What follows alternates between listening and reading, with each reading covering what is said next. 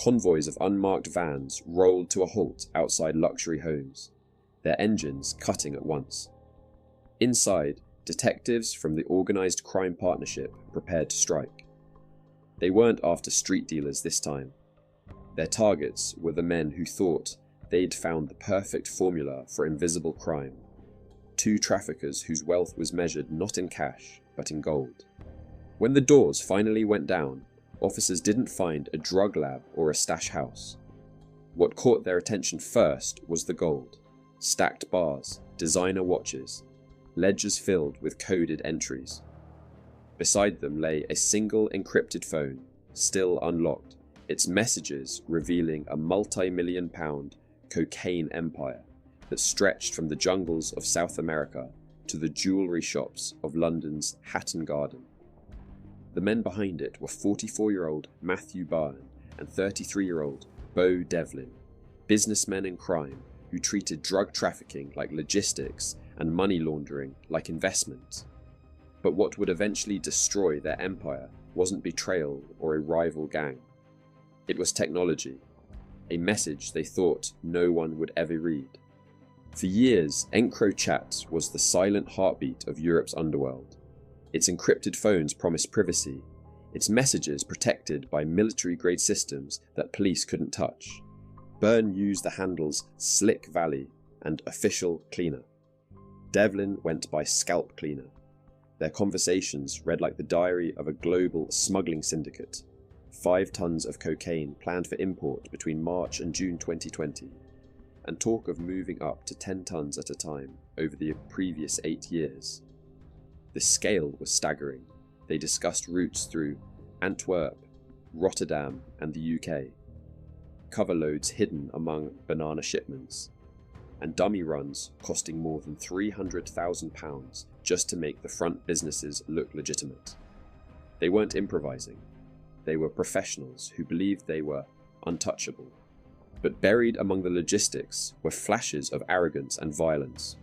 Byrne wrote about plug cars, vehicles with hidden compartments designed to move cash, drugs, and weapons across borders.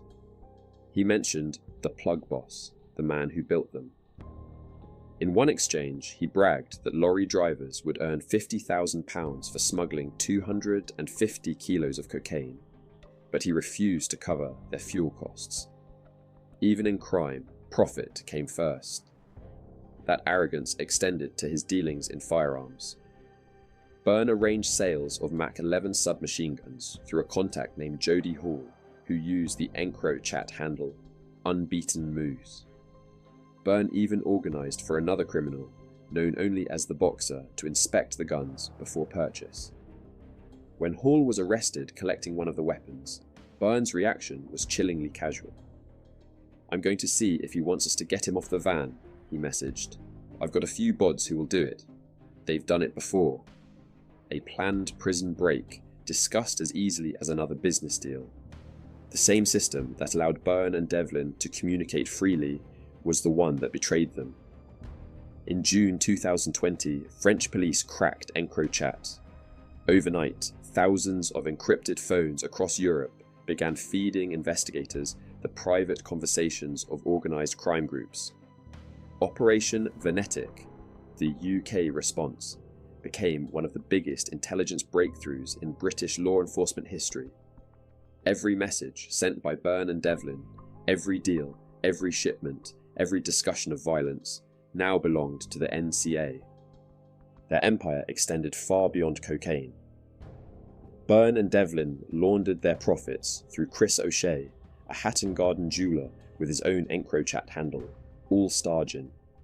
O'Shea specialised in turning dirty cash into gold and luxury watches. Through him, hundreds of thousands of pounds at a time were exchanged for gleaming bars worth £40,000 each. Byrne was said to have bought between 10 and 15 of them for himself and others. Devlin handled the logistics, moving money, collecting gold, and personally requesting £100,000 in clean, new £20 notes in exchange for a 3% fee. They believed gold was the perfect disguise, portable, respectable, and difficult to trace. But O'Shea was already being watched. his glittering showroom had become a front for one of London's most sophisticated laundering pipelines. By October 2020, the investigation had enough. Just before sunrise, OCP officers launched coordinated raids across London and Kent. At Byrne's home in Sevenoaks, they found £20,000 in cash, designer clothing, a brand new Jaguar, and an EncroChat phone still logged in. Next door, he was building a new property, a symbol of how far his profits had taken him. At his girlfriend's address, officers had to break through a reinforced steel door. Inside, more designer clothes, leaflets advertising villas in Portugal, and a lifestyle built on deceit. Even his parents' house wasn't free from evidence. Police recovered a taser and paperwork in Devlin's name. When they searched Devlin's own property, they found CS spray, a surveillance bug-detecting kit, designer jewellery, and thousands in cash. The image was clear. These were men who lived cautiously but lavishly. When the arrests came, neither man resisted. The silence that followed said more than words ever could.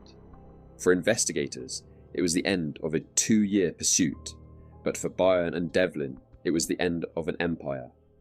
The courtroom scenes months later at Maidstone Crown Court brought the entire operation into focus. Both men pleaded guilty to drugs and money laundering offences. Byrne's firearms charges were left on file, but the evidence spoke for itself. Plans to import tons of cocaine, launder the proceeds through gold, and even orchestrate a jailbreak. The sentences were decisive.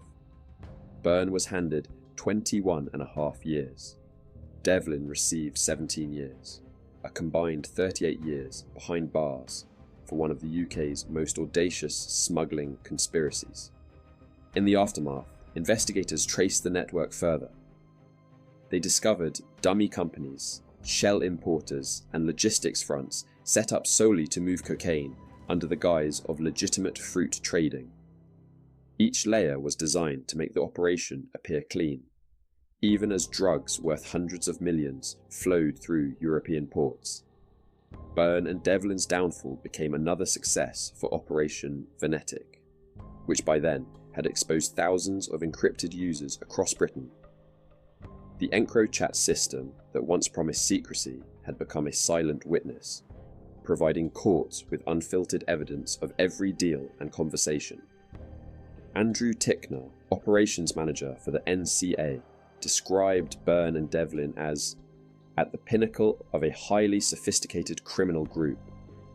He said they were across every stage of the drugs journey, from the jungles of South America to the streets of London, and laundered the profits through gold and high-end watches. He added that Byrne's involvement in firearms was chilling, and that the violence those weapons could have unleashed was unthinkable. To the NCA, they represented the perfect example of modern organised crime, global in reach, corporate in structure, and ruthless in execution. But behind the spectacle of money and luxury lay something simpler: greed. Byrne's EncroChat messages revealed irritation at his workers, pride in his fake companies, and total faith in his own intelligence. Devlin followed orders, running errands worth millions without realizing how closely the walls were closing in. Their empire was built on technology, but technology is what destroyed them. Every message they sent, every gold bar they purchased, every dummy shipment they arranged, all recorded, time-stamped, and waiting to be read. For investigators, the case was more than a victory.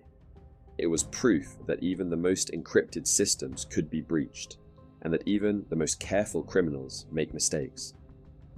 Operation Venetic has since led to hundreds of convictions and the seizure of more than 2 tons of cocaine, dozens of firearms, and millions in cash. But this case stood out because of its audacity, the scale of the smuggling, the attempt at a prison break, and the sheer arrogance of laundering drug money through London's most famous jewellery district. Today, Byrne sits in his cell, his fortune gone, his gold seized, and his messages archived as evidence. Devlin serves his sentence alongside him, Chris O'Shea, the jeweler who made their money shine, is serving 11 years of his own. Their stories now serve as warnings that even in a world of encrypted phones and hidden vaults, no one is truly invisible.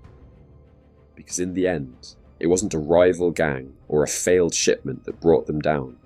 It was a single unlocked phone, sitting on a bedside table in Kent, glowing quietly, with every secret they thought they'd buried.